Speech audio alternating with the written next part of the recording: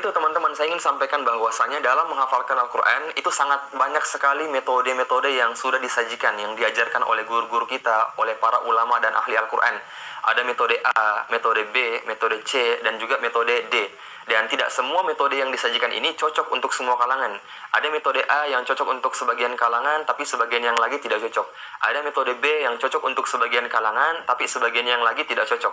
Jadi untuk kita nih, pembelajar, orang yang punya visi misi ingin menghafalkan Al-Quran, maka sebisa mungkin kita cari tahu metode-metode dalam menghafalkan Al-Quran, dan kemudian kita coba kira-kira metode yang mana yang paling cocok, yang paling pas untuk bisa kita terapkan dalam proses menghafal Al-Quran kita semua. Nah, kemudian teman-teman, metode menghafal kali ini kita beri nama metode scanning atau metode fotokopi. Teman-teman semuanya, ketahuilah bahwasanya Allah Subhanahu wa Ta'ala itu telah memberikan kita banyak nikmat yang sangat luar biasa, dan salah satu nikmat yang telah Allah berikan kepada kita, yang kata almarhum Syekh Ali Jaber, itu 70.000 kali lebih canggih daripada alat scanning, 70.000 kali lebih canggih daripada alat fotokopi dan alat lain sebagainya.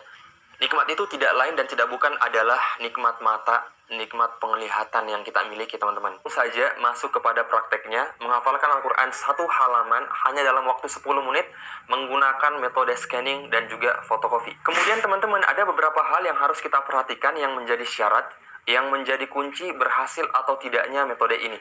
Hal yang pertama adalah, silahkan dipastikan kondisi tubuh kita dalam keadaan rileks, dalam keadaan yang tenang, pikiran kita tidak kemana-mana, tidak banyak hal atau problem yang saat ini sedang bersarang di pikiran kita tentang pekerjaankah, atau tentang usaha, atau tentang pertemanan dan hobi. Semuanya dikosongkan dulu, disterilkan dulu. Silahkan hanya fokus ke satu objek saja, yakni Al-Quranul Karim. Oke, ini syarat yang pertama, teman-teman. Kemudian yang kedua, kita menghafal kali ini tidak menggunakan otak, tidak menggunakan lisan, dan juga tidak menggunakan hati kita. Tapi media yang paling berperan dalam penerapan metode kali ini adalah media mata kita atau penglihatan yang kita miliki, teman-teman. Kemudian selanjutnya, pada saat prakteknya, kita menghafal Al-Quran, posisikan Al-Quran ini sejajar dengan pandangan mata kita.